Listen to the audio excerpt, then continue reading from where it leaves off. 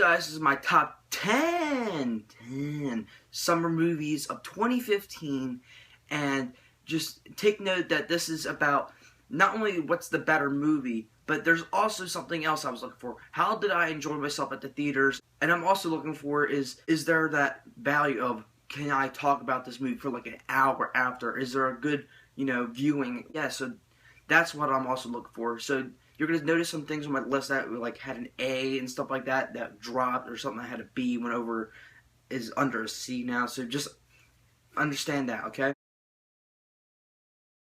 Terminator Genesis didn't deserve to be on this because of the BS CGI, trying to, fix the timeline, making it even worse, sometimes like that. But I did enjoy myself. So it beat out a couple other movies for the top 10 spot. Yeah, I enjoyed myself, so that's why it's on the top 10. I did enjoy myself. It was fun, simple, but yeah, I enjoyed myself. It was a lot of fun, dumb action. I believe Jesse Eisenberg as an action star, so that's a huge up point just for that. I gave it like an A, an A minus or something like that. But the reason why it's so low, like I said, because I didn't have so much fun with it. It wasn't as funny as a lot of Pixar movies are, but it's so good that it had to be in my top 10 list, so that's why it's at number 8. The thing that bombed at the box office that, a lot of people didn't check out, but I enjoyed myself. I'm going to keep on saying that word. I enjoyed myself. And it was so much fun. It was hysterical. I loved the humor in it and the action. If there was a little bit more action and the story was a little bit more solid and it didn't get so Austin Powers-y, but still keeping the humor, it would have been a little bit higher. Another movie that was rated A, but the more I think about it, it wasn't that good, because I just rewatched it not too long ago at my friend's house, and I would have dropped it down to a B, but it's still a good movie. It's still a good movie, and I didn't laugh as much, maybe because it was a one-hit deal, but it's still in the top 10 list because there's a lot of other shitty movies that came out this year.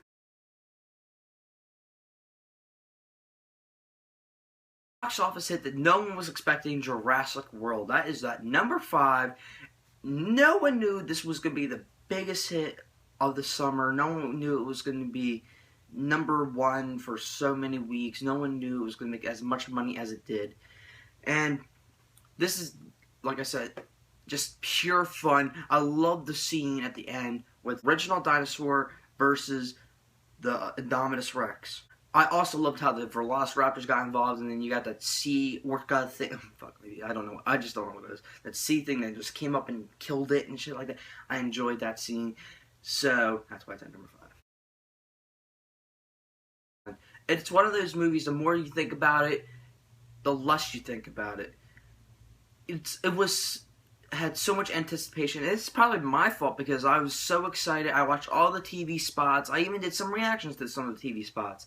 And I got too excited for it. And it's still a good movie. It's just it disappointed me on an Avengers standpoint. Still a lot of fun, and I enjoyed myself. Yeah, you're going to kill yourself now. I loved everybody's reaction when Vision picked up Thor's hammer, and then one guy dressing Thor attire, and he was like, "What?" And everyone was just freaking out. And then I saw it with John, and then his face was like that. That one scene is priceless, and it's going to be in my mind for the rest of my life. That's why it's so high up.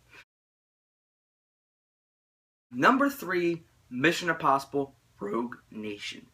This movie, in my review, I didn't praise it as much as others did, but then I looked back and I watched it again, and I saw why a lot of people were praising about it. It's just a lot of fun.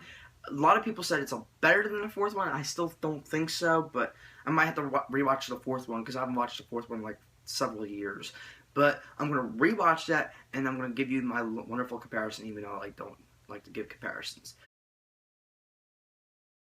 Number 2, we're getting close to number 1. I think you all know what number 1 is. Number 2 is AntMan. Pure fun, hilarious. A lot of people said action-packed, but it's not action-packed. It's a heist film.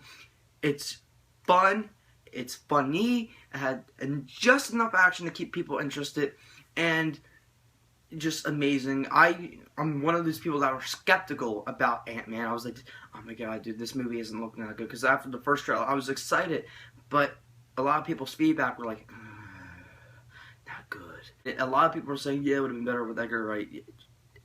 Shut up. Number 1. Straight Out of Compton. I gave this movie an A+. A lot of people disagree with me on this one. That means I'm doing something right. I'm not copying other people. Straight Out of Compton is an A+ for me because I had fun, great writing, it had great chemistry between the actors, it had great acting, I think it was good all over the boards. I even have a poster of it right there. You're seeing it right now, like magic. And I just enjoyed myself so much. I haven't had that, thrill of watching a movie, the first Avengers, for the first time in theaters. I was like, oh my god, this is happening. I didn't get that at first, but after watching all that crap, I was like, this movie is beautiful. It's well done.